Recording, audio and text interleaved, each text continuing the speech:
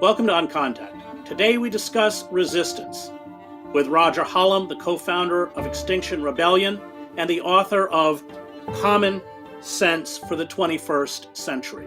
But when you have a crisis, people have to, and what they do, put aside those identities in favor of what you might call a cultural, neutral, universalist frame. And what I mean by that is we don't want to die, right?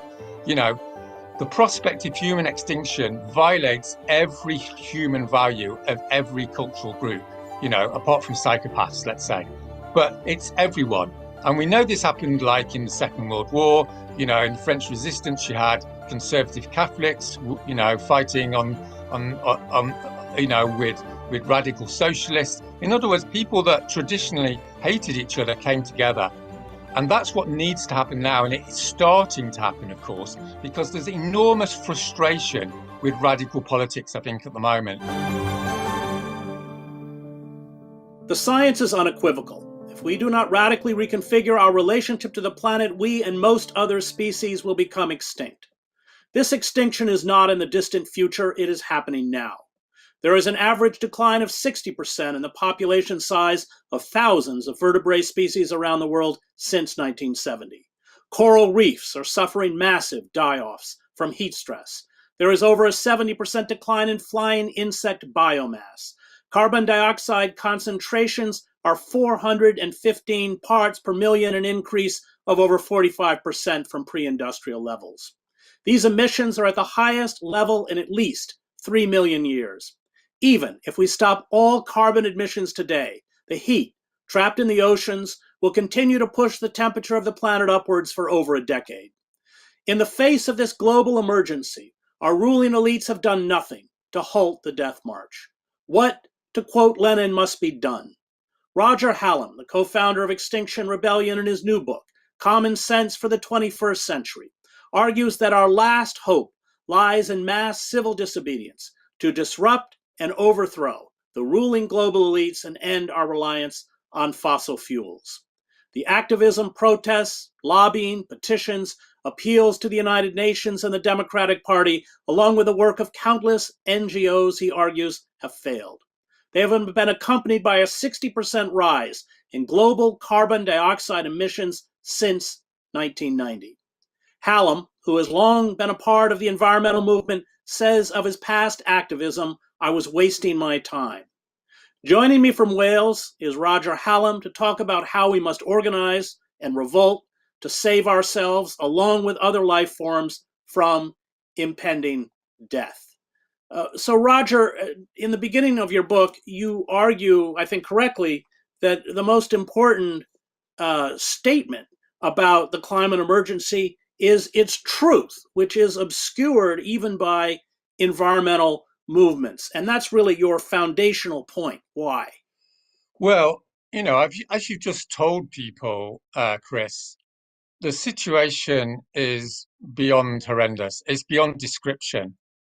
And if anyone's just listened to what you've said, you know, maybe it's worth taking a moment or two to let that soak in.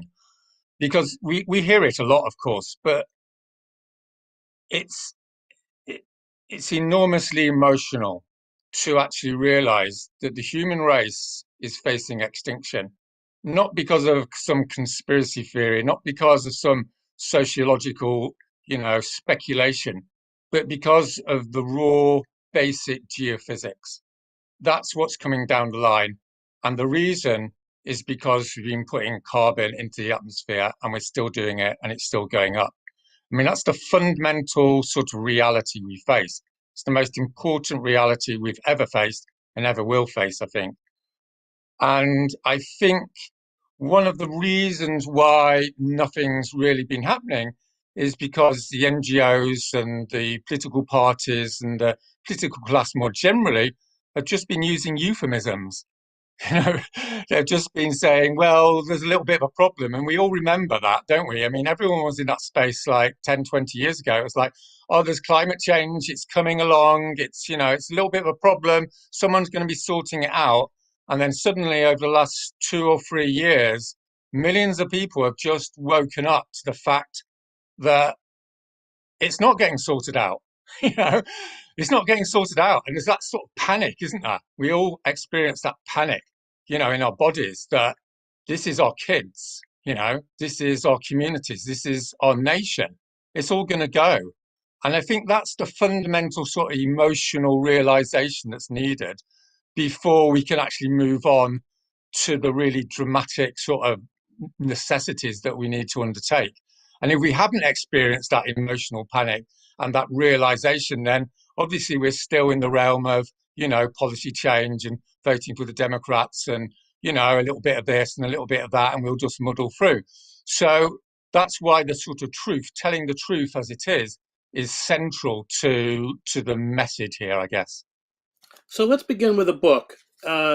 You dismiss, I think, correctly these gradualist solutions, these environmental movements who at a certain level must understand the depth of the crisis, but are in the business, I think, of selling hope rather than truth. And what you're really asking is people to walk away from the system itself and stand in utter defiance to it, not to busy or waste their time with either reformist policies or reformist rhetoric. Yeah, I mean, I want to make clear, I was in the environmental movement since I was 15, so, the green movement. So I've got an enormous amount of respect for the people that have spent their lives trying to prevent this from happening. So this isn't a personal thing. It's not a political attack or anything. It's just a matter of facing facts. And the fact of the matter is carbon emissions have gone up 60%, right? That's the bottom line situation. So there's been a catastrophic failure. And the only sort of moral, intellectually coherent thing to do at this stage is to take a deep breath and accept the utter depth of that failure and the horrendous consequences of that failure. Because as you rightly said, Chris, this is now locked in. It's not a matter of whether this is going to happen or not. It's a matter of how bad it is and whether we go over that line towards extinction. So this opens up the space really for the key question that's in the book, which is, okay, so what's actually going to work? Because everyone knows it's too late now for sort of gradual changes. And again, this isn't a political point, it's a geophysical point, right? We need to slash carbon emissions, to zero in a matter of months and years. And we know that can be done, right? We did it in the Second World War, we transformed the economy. So the problem isn't technical, the problem is political. And the political problem is that we're not actually engaging in the tactics that work. And we need to look historically to see how rapid change works. So let's run through some of as you do in the book. It's really a manual for resistance. And I just, before we begin, want to say that you're very frank in the book, that you're not in any way arguing that this is inevitably going to work. What you're arguing, I think correctly, is that it's the only option we have left. Yeah, this is essential sort of step to make. Is we're not arguing here about trying to find something that's definitely going to work. We just don't have that option. What we have is a number of different options, and all the options which don't rely upon mass resistance are useless. That doesn't mean mass resistance is going to work, right? It just means it's better than everything else by a long shot. So, in other words, this is a practical problem. We're not in a university seminar room here, right, doing pure critique, right? Everyone can criticize mass resistance. There's loads of problems with it. That's not the issue. The issue is what else is on the table. And the only other thing that's on the table concretely is continuing with this reformist, sending emails, doing marches, voting, and all these things that have evidently failed over the last 30 years. So we're left with this phenomenon of mass resistance, civil resistance. So the real question then is, what is it, and how can we maximize the probability that it's actually going to do the job? That's the only question we have at this point in history. So let's talk about what you call the tactical options. You're quite specific about what they are. Let's just begin with mass mobilization, but let's just run down that list. What are the mechanisms that people have to employ in order to confront power elites and ultimately, hopefully, remove them from positions of power?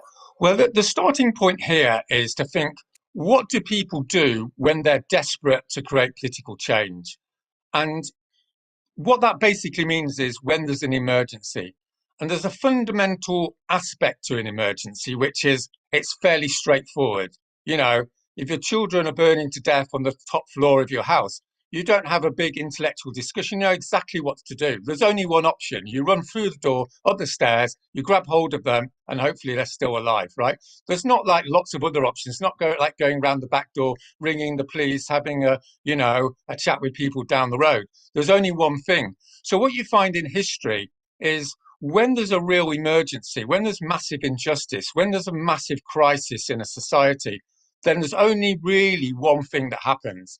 I mean, there's variations on the theme, but the thing that happens is people go to the capital city, or they go to the main cities, or they come out in those cities, they go to the street, and they stay there day after day, blocking that city and protesting. So don't confuse this with a sort of one-day march or a traditional civil disobedience, sit down in the road for, 6 hours and then go home. What the fundamental thing that people do, and, as I'm sure you know, Chris, like in the global south, it's been done many times, is people go to the capital city and they stay there. And if you look over the last 100 years, it doesn't actually take that long until political change happens. You either provoke a violent response from the state and then the state's rolling a dice. Maybe you get crushed, or maybe there's a backfiring effect and more people come into the street. But the point is like after a week or 2 weeks, you start to see changes in the elite. They start to crack and they start to move towards making concessions. Again, there's no guarantees about it, but there's substantial evidence that this happens. And even if there isn't substantial evidence, like, what's the alternative? This is what people do. They don't like read a PhD thesis on it. This is what people instinctively do when terrible things are happening in a society. So that's what the book is basically reminding people of. It's not some newfangled theory or anything. It's just saying, let's do what everyone would do if they, took seriously the fact that this thing's coming down the road and it's beyond horrendous. When we come back, we'll continue our conversation with Roger Hallam, the author of Common Sense for the 21st Century.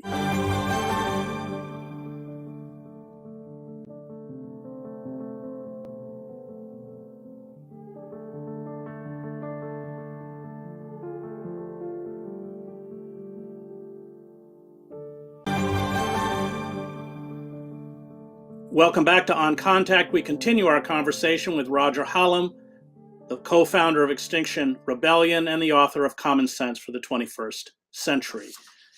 So, Roger, before the break, we were talking about tactics. Let's talk about the relationship to the law and breaking the law.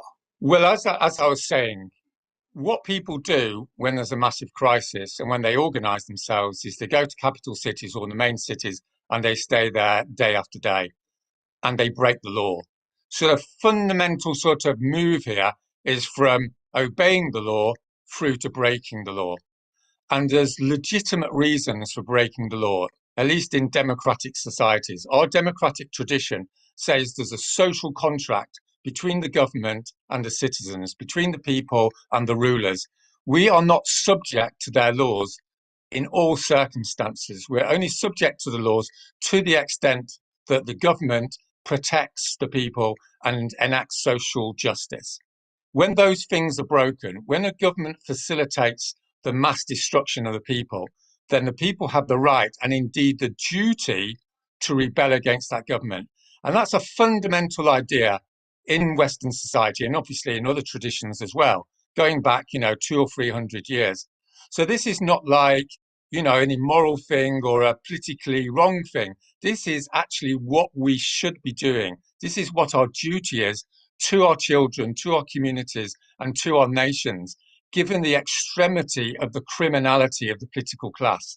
I mean, just to remind ourselves, right, for 30 years, the political class has known exactly what is coming down the road. We were told in 1990 we were facing ecological collapse. Ecological collapse is a euphemism for social chaos, which is a euphemism for millions of people being killed, millions of people being raped, millions of people starving to death. That's what we're looking at here. So in that context, there's every justification for people to break the law. And that's the fundamental move that is being put forward in the book. The two issues you raise in the book, you say focus on government, not intermediate targets, and always make sure that you adhere to nonviolence. Can you talk about those two tactics? Yes. When you're dealing with a social crisis, a structural crisis, which goes to the depth of the politics and the culture of a country, there's only one institution that can sort it out, and that's the state. And again, this is like a massive move because for 30 years in sort of neoliberal sort of ideas on the left and the right, it's a bit like everything's okay. There's one or two issues. We go after a few bad guys, we sort it out, and the system stays fundamentally the same. Now, that would be fine if the system was fundamentally like okay, and it wasn't going to take us to destruction. What we're dealing with here is a complete paradigm shift, which is it's the system itself, it's the whole thing, because everything's locked in together, and also we don't have the time. So in that context, it's justifiable and it's strategically required that we go to the state. The state's the only institution, that has the monopoly of violence, that has the legitimacy to transform the economy and the society that is demanded by the geophysics. So that's the big move. And you see that often, historically with political movements, they start off with a particular issue, like hunger or something, and then they move on to political maturity, which is to change the whole political system because they realize that's necessary. And that transformation is basically happening now, with Extinction Rebellion. As far as the non-violence is concerned, the fundamental point here is that non-violence is the most effective way of changing the society in a progressive way. It's possible, as we all know, to change societies through violence, and occasionally it can have a progressive outcome. But we don't have the luxury here of not following the social science. The social science is clear. If you want to maximize the probability of fundamentally changing society rapidly in a progressive way, then you need to engage in civil disobedience, like non-violence. The other thing about non-violence is it's basically a numbers game. If you want to change your regime, it's about how many people you get on the street. And if you engage in non-violence, loads more people can engage in it. There's lower barriers to entry, as they say in the literature. In other words, you can get old people, young people, disabled people, people regardless of how much money and background they are, everyone can come to the street. And that's the genius of civil resistance. It's basically about thousands of people breaking the law all at once and overcoming, the government's resistance to change. And I watched this in the revolutions in Eastern Europe, crowds of 500,000 people in Wenceslas Square in Prague or in Alexanderplatz in East Berlin. And of course, what it does is creates paralysis in the mechanisms of control, i.e., the police or even the army, who will no longer defend a discredited regime, which is all the theorists of revolution, Jeffrey Davies, Crane Britton, and others have pointed out is key. Let me ask, you say you must present the authorities with what you call an impossible dilemma. What do you mean by that? When you're approaching the government, there's two options. The government can either negotiate with you or repress you. And the dilemma for the government when you engage in civil resistance is if the government goes for the repression option, they risk what's called backfiring. What backfiring means is people see thousands of people being arrested or being put into prison or being beaten up. And that can lead to two things. It can lead to success. And as we established at the beginning of this interview, civil resistance is not like press the button, you're going to be successful. What civil resistance enables you to do is throw a dice. No one can predict the outcome of it. And the reason you're throwing the dice is that there's a high probability, there's no certainty, but there's a high probability that when people are arrested en masse and or thrown into prison and or like subject to violence, thousands more people come onto the street. So the dilemma for the state is, do we go for repression or do we submit to the demands of the movement? And at a certain point, of course, the state is forced to submit to the demands of the movement. And that's why it's so successful, because they may go for the repression option. As Gandhi said, first they ignore you, then they laugh at you, then they fight you, right? And then you win. So there always has to be this fight stage. It's not a pretty process, No one's claiming it is. It will involve violence. But nonviolent discipline is the most effective way of bringing the state to the negotiating table because of this mechanism. Let's talk about alliances, which you write about in the book, and the danger of seeking alliances with those whose ideological or political viewpoints replicate our own. That this is, in fact, a very dangerous move. The fact of the matter is just about all the established organizations in society are wedded to a sort of reformist paradigm, and this is because people find it very difficult to change. There's organizational inertia, people are paid in their job, it's what they've already done. So what you find, I think, in revolutionary situations is that people literally come up from the street. In other words, it happens outside the institutions. Now, I have no particular problem with institutions in themselves, right? Institutions are vital, and it's essential that there is institutionalization within these movements in order to maintain discipline. But the fact of the matter is, the geophysical system has changed so fast that there's this massive lag. Most of the NGOs, all the NGOs, if we're honest with ourselves, are still in this paradigm of doing campaigns and what have you. And I talk to them and say, send out an email to ask people to do mass civil resistance, and they won't do it because they can't get their heads around, something that's literally not happened for decades. But the fact of the matter is, this is the only thing that works. So what's going to happen, I think, is people are going to break out of those institutions, those political groups, and join rapid mobilization systems, like we've got with SAmerica in the United States, where you have teams of people going around the country, mobilizing people through talks, and then they go to nonviolence trainings, they get into affinity groups, small support groups, they go to the cities and they sit down. It's a very straightforward, reduced mechanism, but it has sufficient institutionalization to work. It's not chaos, but on the other hand, it's not like going through the institutions. So it's somewhere in that sort of area that we're actually looking at having the optimum situation, as you might say. You say that the message has to come in what you call culturally neutral language. What do you mean by that?